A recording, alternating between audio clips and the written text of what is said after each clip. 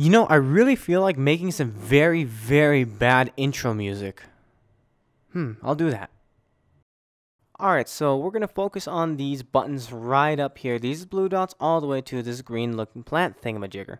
Okay, before we start, I want to get into this button and what does it do. This is the Hybrido button. Now, the Hybrido button is going to be used for large-scale simulations of water or using special things that are new to Realflow 5 like splash and foam, wetness, waterline, mist. So you're really not going to ever use these buttons unless you're doing special things just like that. But I'll show you how to do them anyways in a later tutorial. So let's get on to the next set of buttons. Alright, so up here to the right, we have the particle fluid menu.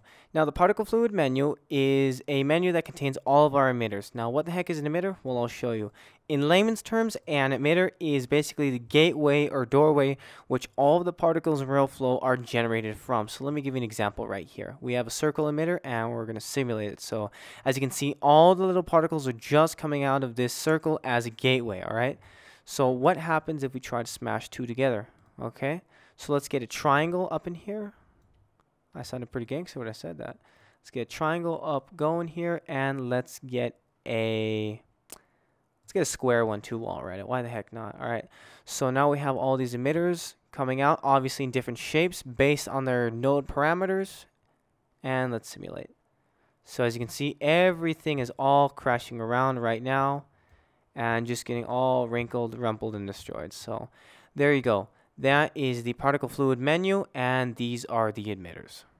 Alright, so now let's get into Daemons. So what the heck are Daemons? Well, Daemons basically are the tools that Realflow uses to be able to change or enhance your simulation in any way whatsoever without adding any particles. So, for example, I have this normal emitter right here. It's emitting its particles. Woo woo, all great. Fantastic. Congratulations, happy birthday, and happy new year. Alright, good. So what if I want to change it up with something? Obviously, I can add in another emitter and make everything just go explode everywhere. That is not what we want. We want gravity. At least I want gravity. I like gravity. Gravity's pretty cool. So now we'll go up to our Daemon menu right here, and let's throw in, for example, the Gravity Daemon. With the Gravity Daemon, you can put it anywhere you want in your scene, no matter where it is, and it will still take effect on everything, and while it still is in the global links as well. So now we have gravity on. Let's simulate. Boom, look at that. Gravity is now taking effect in the form of the Daemon, and it is working. Splendid. Okay, so now let's throw in another Daemon.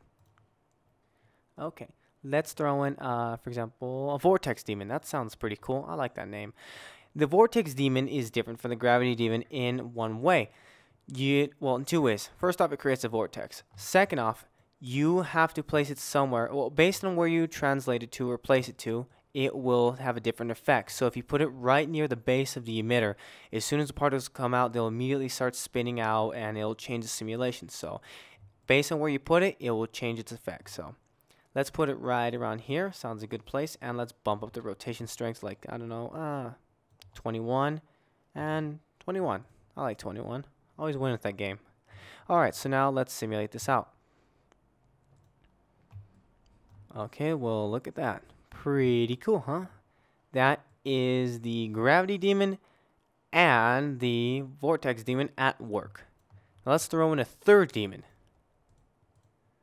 Alright, let's go back up to the menu and select K volume. Now, K volume means kill volume. And while you might not be that much of a hard cold killer, this tool will do it for you. Now, when you're making different projects in the future with Realflow, and you don't want to really render out simulate any other particles after a certain distance or time frame, you will use, for example, one of the kill demons known as, well, obviously the kill demons. So what this one does is, as soon as any of the particles exit out of the area of the box, it will immediately get deleted. So let's watch. Alright, as you see here, particles are immediately getting destroyed as soon as it leaves the box. This is very, very useful when I'm rendering, for example, 2 million, 3 million type renders with, 2, 3 million particles in it, and I really only want to render a certain area or time frame of the particle's lifespan, and I really don't want to render a whole bunch of particles. So this, obviously, like I said, is a great way to contain your scene without, obviously, destroying your computer simulation time. So there you go. So those are just a few bit of the Daemons, and obviously there's many more, and there's even more plugins for the Daemons itself. So there you go. So that's the Daemon menu, and these are Daemons. The next button we have up next is the object menu button. So the object menu button is going to contain all of your objects that you can utilize in Realflow. The cool thing with this is Realflow utilizes the import feature. So what that means is anything that you can make in 3ds Max or Maya, for example, that you model up, or even in ZBrush, you can bring it as the usual average OBJ, a next limit SD, or even a Lightwave format. And there are many plugins that you can use that are found on the internet, so you can import different kinds of formats. So that's just a cool thing to know. So let's throw in some objects, and I have some already pre-made here to see what that would look like if you used them in the scene. Oh, and a little tip that I use, whenever you have anything selected, you can go down to the node parameters under display, and you can click it to be visible or not visible. So that really helps sometimes. But anyways, on with the simulation. All right, so it's hitting it. It's pretty good. I'm rendering a few particles here, you know, 13,000, 15,000, something like that. So it may be a bit slow, but so yeah. The particles are now interacting with the object. Looks pretty cool. I like that. So it's pretty straightforward here. The object menu will contain all of your objects, and Realflow has a few that you can use that are pre-made with it already, or you can import your own to utilize in Realflow. So there you go. That was the objects menu, and these are objects. Alright guys, and let's get on to the last part of our tutorial, and that's using meshes and what are they used for. Alright, so let me give you the rundown of what meshes are and why are they there for. See, Realflow uses a bunch of calculations and algorithms in order to simulate liquids, okay? And it creates this cool little point cloud as a graphical representation of what the algorithms are after they're done doing their mathematics. So that's all fine and dandy, but let's say, for example, I want to export out this particle cloud here and into my 3D program of choice to be able to get a cool looking render out of it, like for example an exploding water volcano, which this looks obviously like right now with a twister inside. Obviously I can't do that because this is just a particle cloud that doesn't represent anything but the algorithms that are working in Realflow. So in order to do that, you have to use a thing called meshes. Alright, so in order to set up this whole process, first thing you have to do is you need to have at least 1 or 2 frames that are simulated in your process. So I have at least 48 about here, and I'm going to go to frame 37. As you can see, it's all simulated out. So that's first step. Second step, you have to go to the right side of the object menu button and select the mesh menu button. So for this one, we're going to select just the normal standard particle mesh. So select that, and now you have a newly added node in your node panel.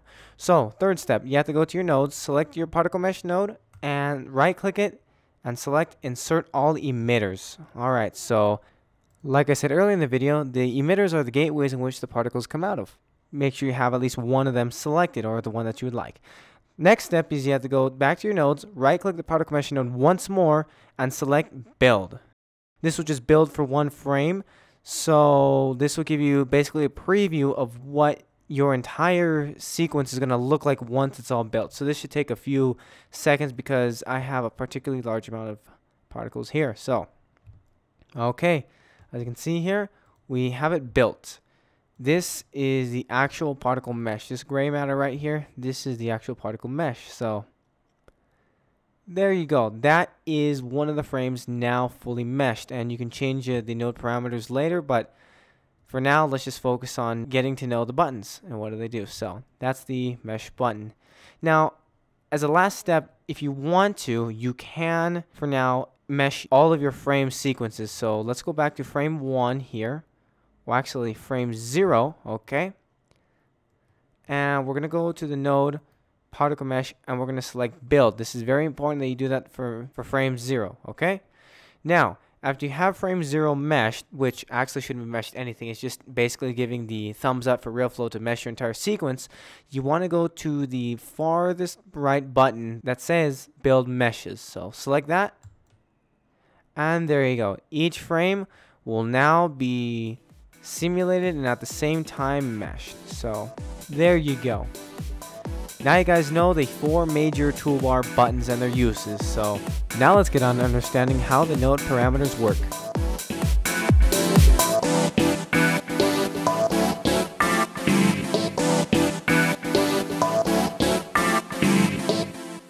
You know, that sounded really horrible.